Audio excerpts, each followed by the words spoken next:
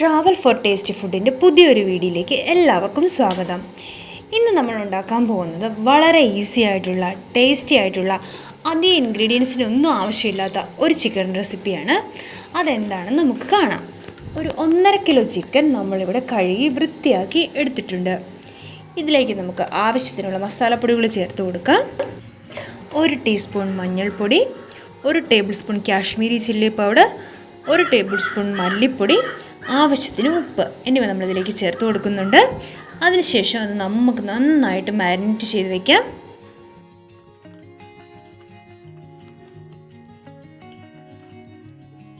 Marinate ചെയ്ത chicken നമുക്ക് ഒരു 15 മിനിറ്റ് മുതൽ 30 മിനിറ്റ് വരെ റെസ്റ്റിന് വേണ്ടി വയ്ക്കാം. ഇപ്പോൾ അരമണിക്കൂർ ആയിട്ടുണ്ട്. ഇനി നമുക്കൊരു പാത്രം അടുപ്പത്തേക്ക് വെച്ച് അത് നന്നായി ചൂടായി കഴിയുമ്പോൾ അതിലേക്ക് ഒരു 4 ടേബിൾ സ്പൂൺ വെളിച്ചെണ്ണ ചേർത്ത് കൊടുക്കാം. ഇപ്പോൾ വെളിച്ചെണ്ണയൊക്കെ നന്നായിട്ട് ചൂടായി വന്നിട്ടുണ്ട്. അതിലേക്ക് നമുക്ക് കുറച്ച് കടുക് ഇട്ട് കൊടുക്കാം. കടുക് നന്നായി പൊട്ടി വരുമ്പോൾ അതിലേക്ക് നമുക്കൊരു 2 തണ്ട് കറിവേപ്പില കൂടി ചേർത്ത് കൊടുക്കണം.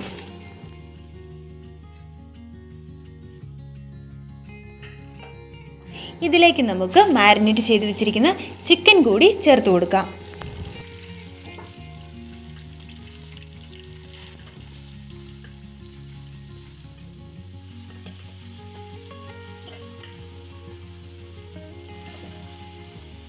ചിക്കൻ ഇട്ടതിന് ശേഷം ഇത് നമുക്ക് നന്നായി ഇളക്കി മിക്സ് ചെയ്യണം.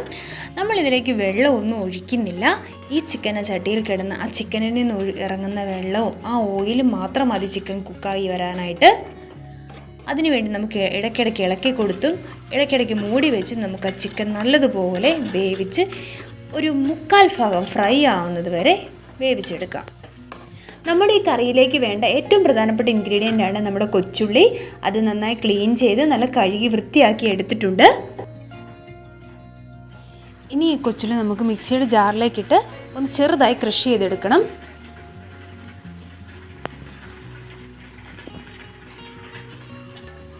നമ്മുടെ ചിക്കൻ ഇടയ്ക്കിടയ്ക്ക് നമ്മളൊന്ന് ഇടയ്ക്ക് കൊടുത്തുകൊണ്ടിരിക്കണം, ഇല്ലെങ്കിൽ അത് ചൂട്ടി പിടിക്കാനായിട്ടുള്ള ചാൻസ് ഉണ്ട്. കുറച്ച് നേരം കൂടി നമുക്കിത് ഒന്ന് മൂടി വെച്ച് കുക്ക് ചെയ്യാം.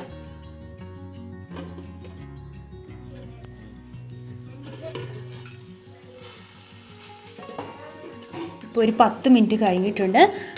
നമ്മുടെ ചിക്കനൊക്കെ നന്നായി ഫ്രൈ ആയി തുടങ്ങിയിട്ടുണ്ട്. ഇനി ഇത് നമുക്ക് കോരി മറ്റൊരു പാത്രത്തിലേക്ക് മാറ്റി വയ്ക്കാം.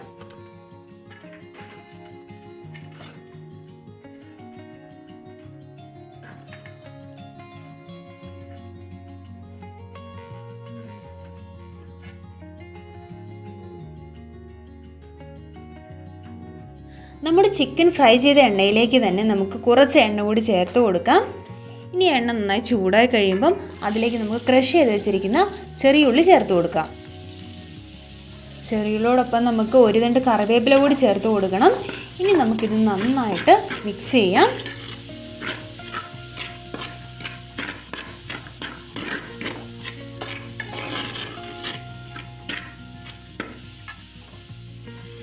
ഉള്ളി പെട്ടെന്ന് വഴഞ്ഞ് കിട്ടാനായിട്ട് നമ്മൾ അതിലേക്ക് 1 ടീസ്പൂൺ ഉപ്പ് കൂടി ചേർത്ത് കൊടുക്കുന്നുണ്ട്.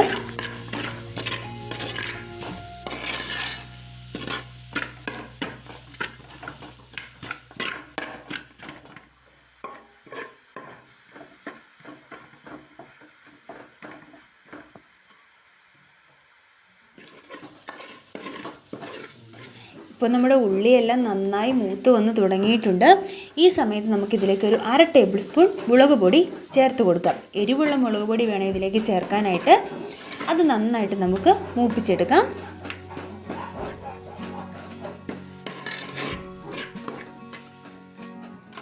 മുളക് പൊടി നന്നായി മൂത്ത് വന്നതിന് ശേഷം അതിലേക്ക് നമുക്ക് ഫ്രൈ ചെയ്ത് മാറ്റി വെച്ചിരിക്കുന്ന ചിക്കൻ ചേർത്ത് കൊടുക്കണം.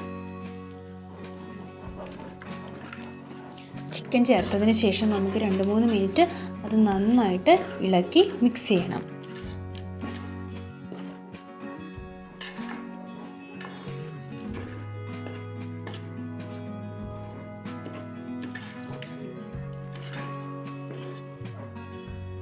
ഇപ്പോൾ നമ്മുടെ ചിക്കനും ഉള്ളിയും ഒക്കെ നന്നായിട്ട് മിക്സ് ചെയ്ത് വന്നിട്ടുണ്ട്.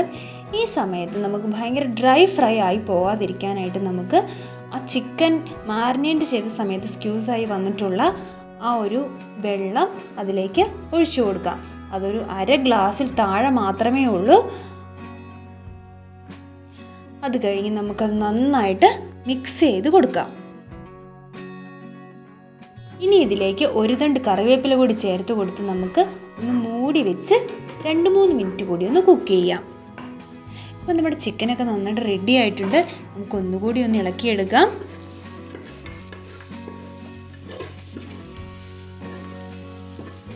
ഇത് വളരെ പെട്ടെന്ന് തന്നെ ഈസി ആയിട്ട് ചെയ്തെടുക്കാൻ പറ്റുന്ന ഒരു റെസിപ്പിയാണ്.